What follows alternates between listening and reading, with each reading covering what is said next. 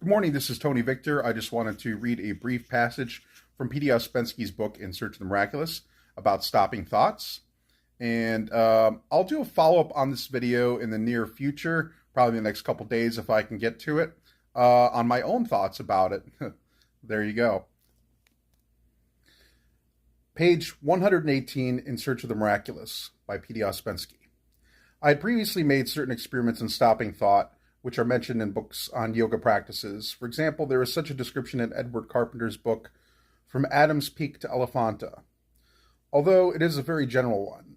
And my first attempts to self-remember reminded me exactly of these, my first experiments. Actually, it was almost the same thing, with the one difference that in stopping thoughts, attention is wholly directed towards the effort of not admitting thoughts, while in self-remembering, attention becomes divided. One part of it is directed towards the same effort and the other part to the feeling of self.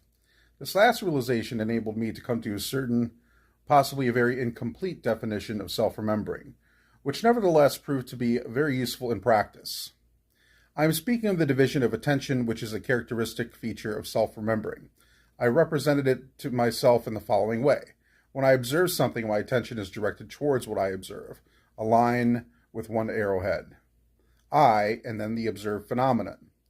When, at the same time, I try to remember myself, my attention is directed both towards the object observed and towards myself. A second arrowhead appears on the line.